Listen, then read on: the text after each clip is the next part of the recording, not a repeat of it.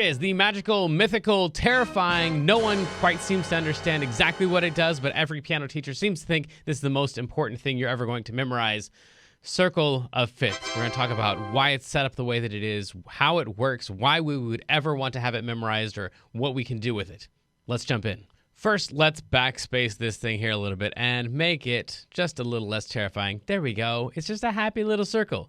It's not terrifying at all. We'll get to all the details. But why in the world would we want to memorize the circle of fifths? Well, it lays out all the relationships between all of the notes and all of the chords. So it's not necessary, but it's extremely helpful and it's wildly intriguing. I think once you get into it, you'll start finding this thing popping up every song that you're playing, every time you learn something new in music, you'll be like, hey, that relates back to the circle of fifths. It's kind of like the periodic table of elements. Like the deeper into chemistry you get, the more relevant that becomes and the more amazing it becomes, just the way that everything kind of seems to fit together that way. And it seems like the periodic table of elements, even though like there was a guy who like found out that all these things can be put in this order and it lays out nicely. In the same way, with this circle of fifths, like there were people who put this thing together, but it kind of feels like it was already there and we just discovered it instead of making it. It just shows so neatly the relationships between each of the notes and each of the chords. I'll also say that there are people who have made entire careers out of just exploiting the circle of fifths. So there's all kinds of books out there about scales and chords and relationships that are just the ways of exploring the circle of fifths. There's a guy you might have heard of called John Coltrane who took the circle of fifths and just like basically spent his life trying to explore it and see how many different ways he could use it to create new ideas. He would just predict, well, I think if I went according to the circle of fifths, if I do this and this and this and this and this, that would sound like a pattern. And then he'd play it. And sure enough, it sounded like a thing. And now John Coltrane is a thing. So the more you learn about music, the more relevant this tool is going to become. Let's talk about what it is, how it works. So first thing we need to know is that the distance between two notes is called an interval. I know it seems like I'm going kind of off topic here, but you're going to need to know this. An interval is the distance between two notes. So like, what's the distance from C to F? Like, how would you say what that distance is? Well, from C to F is either 1, 2, 3, 4 letters away, unless you think it's 5 letters away.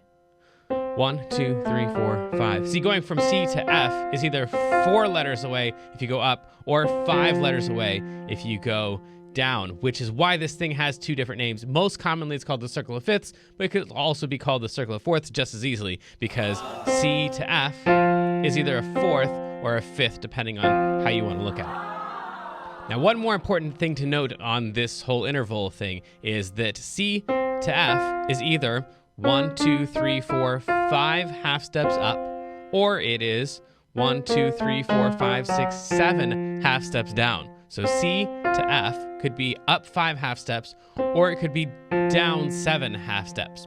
But it gets just a little bit trickier than that, because if we go from C to F sharp, that's still a C of an F of some sort, but no longer is it 5 half steps. Now it's 1, 2, 3, 4, 5, 6 half steps. So we have to differentiate between the one that is 5 half steps and the ones that's 6 half steps. Similarly, when we go down, C to F is either 7 half steps, or C down to F sharp would be one less than that, would be 6 half steps. So C to F, if we're going up 1, 2, 3, 4, 5 half steps, we're going 4 letters and 5 half steps. Whenever you have that combination of 4 letters and 5 half steps, you have a perfect fourth. Whenever we go down 2, 3, 4, 5, 6, 7 half steps and 5 letters, then we have what's called a perfect fifth. So F up to C is a perfect fifth. I know we're going up that time, but that's still a perfect fifth because, again, the distance between the 2 notes is what the interval is. And C down to F, that's a perfect fifth, because it's 7 half steps, 5 letters. 7 half steps, 5 letters. So we've got a perfect fourth and a perfect fifth, basically between the exact same 2 letters. C to F is up a perfect fourth or down a perfect fifth. Hopefully that makes sense. Let's move on.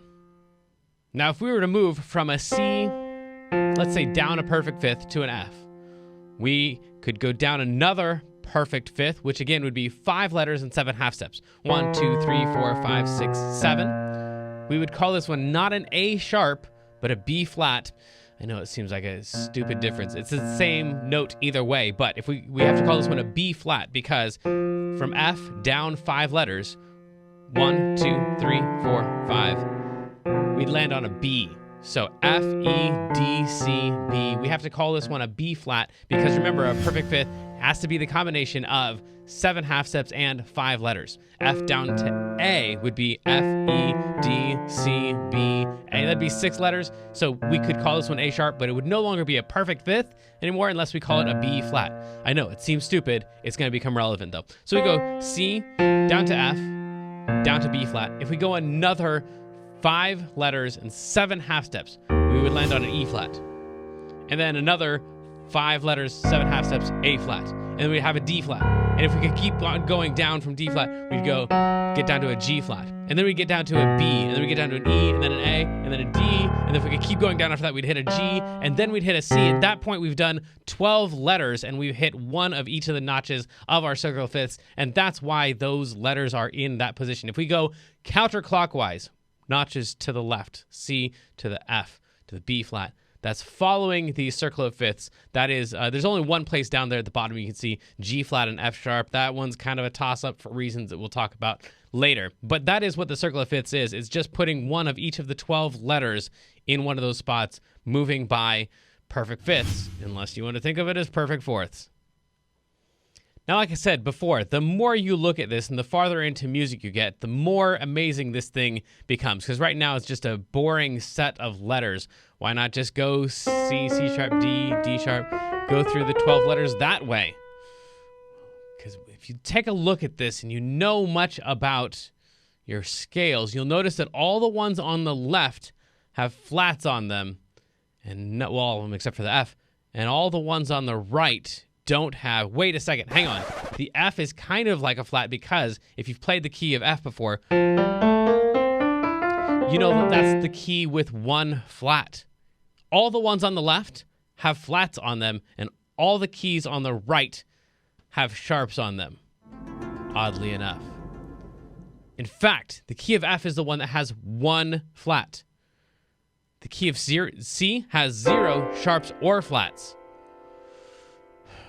And the G, the key of G, 1, 2, 3, 4, 5, 6. The 7th note in the key of G is a sharp. G has 1 sharp. In fact, each of these, as we go around on both sides, it counts down how many sharps or flats are in each of the keys. The key of G has 1 sharp in it. It's on the 1 o'clock spot. The key of D has 2 sharps in it. It's on the 2 o'clock spot. The key of A has 3 sharps, and it just goes down perfectly like that on both sides. The backwards 1 o'clock spot on the flat side is F. It's got 1 flat. B flat has 2 flats. E flat has 3 flats, and they're all just perfectly in order. And at the bottom, you'll notice the key of G flat has 6 flats in it, and the key of F sharp has 6 sharps in it. So those 2 keys that have the same exact name have the same number of sharps or flats in them.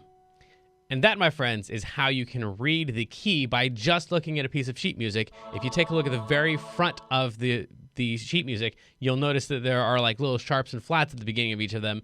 The number of flats or sharps that there are, you don't even have to know what the flats and sharps are, but that how many there are will tell you what key you're in. So if at the very beginning of the piece of music, there's 3 flats in it, well then you're at the 3 o'clock spot on the flat side. That's an E flat. You're in the key of E flat.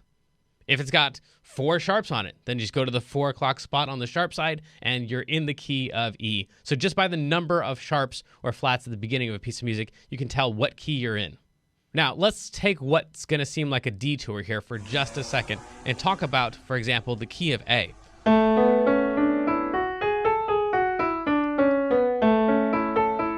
The key of A has 3 sharps in it. It is at the 3 o'clock spot on the sharp side. So, it sounds like that. If you play A up to A, and you play the 3 sharps, C sharp, F sharp, and G sharp, it'll sound like this every single time. Now we have something called a minor key. You get a minor key when you play your regular major scale, just like this, except you lower the 3rd note, the 6th note, and the 7th note. I know it seems like a lot to remember. You don't have to remember it. 3, 6, and 7. So the third note would be 1, 2, 3, that note. 1, 2, 3, 4, 5, 6, 7. That's the 3, that's the 6, that's the 7. Now, if we want to turn this key of A into A minor, we just have to lower the 3, the 6, and the 7.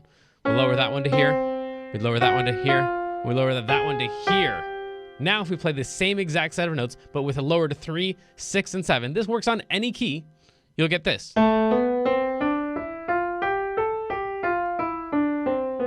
And now it sounds like a minor, scary, depressed, spooky scale.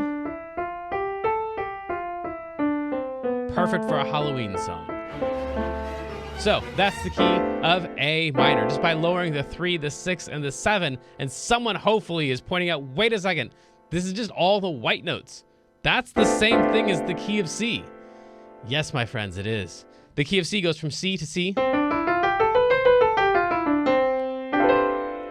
on all white notes, and the key of A minor goes from A to A on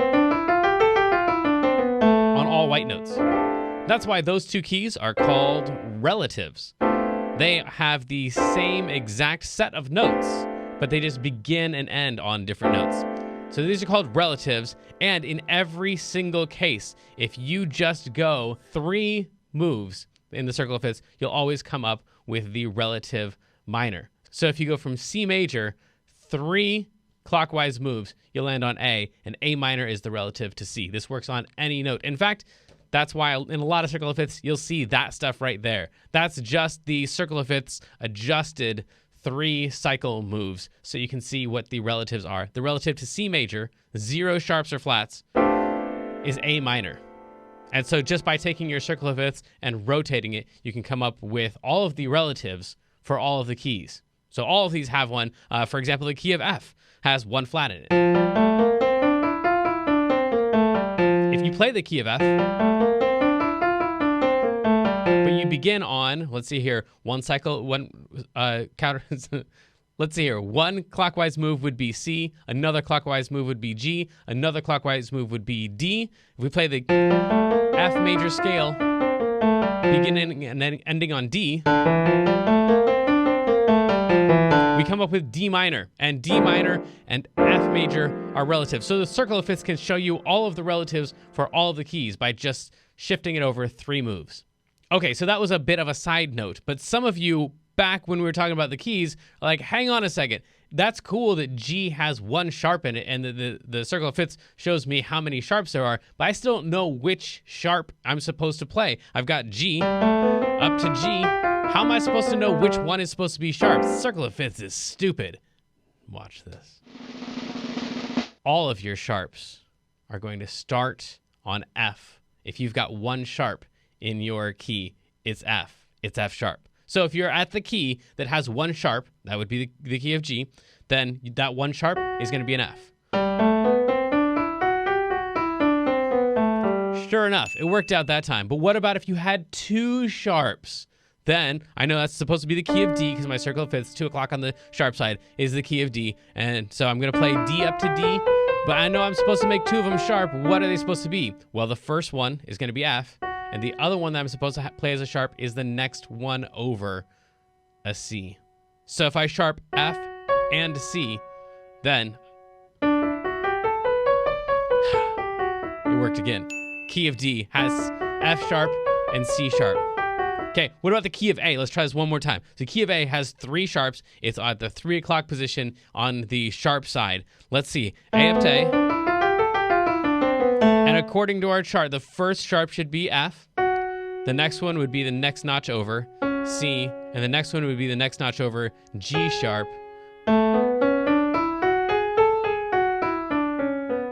Works every time. But what about flats? Works the exact same way. Check this out. The flats are always going to start on B flat and move counterclockwise. So the sharps always start on F and move clockwise. The flats always start on B flat and move counterclockwise. So if we've got a key that has 1 flat in it, that 1 flat's going to be B flat. If we've got a key that has 2 flats in it, the 2 flats are going to be B flat and counterclockwise E flat. If we've got a key that has 3 flats in it, it's going to be B flat, E flat, A flat. The next one we would add in would be D flat. It works every single time for every single key. Not only does a circle of fifths tell you how many sharps or flats are supposed to be, well, first of all, it tells you whether it's supposed to have sharps or whether it's supposed to have flats, and then it tells you how many sharps or flats, and then it tells you exactly which sharps or flats should be in your key. And if you made it this far into the video, then congratulations, you win a prize. That prize is one of these right here, a circle of fifths. This next part, you're gonna need to shift around the outer circle just a little bit. So if you go to learnpianolive.com/circle of fifths, then you can download and make one of those for these next steps for songwriting and melody writing and all kinds of cool stuff.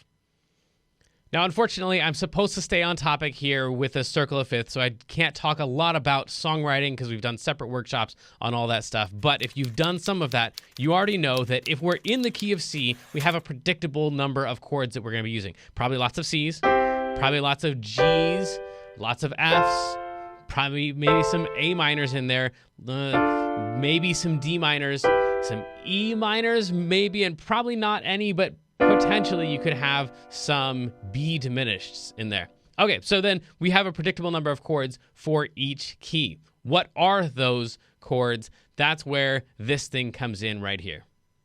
With this outer ring here, if you just line up the 1 with whatever key you want to be in this case, we've got the key of F. The F is lined up with the number 1.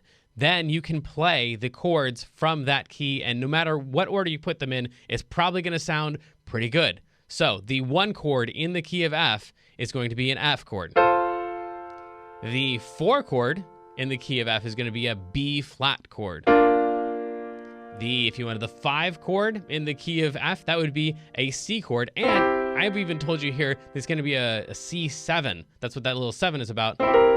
Telling you can use that note right on there. If you don't already know how to play a C7, again, we've got other workshops for making chords and stuff like that. But so that C is going to be a 7 chord, a dominant chord. If you want the 2 chord, that would be a G minor. If you want a 6 chord, that would be a D minor. So that outer circle is going to tell you for each key exactly what chords you should probably plan on using for that key. Of course, if you have downloaded and printed out your own circle of fifths, then you can move that 1 around to wherever you want that to be, and you can find out which are the most common chords for every single key that you could possibly play in.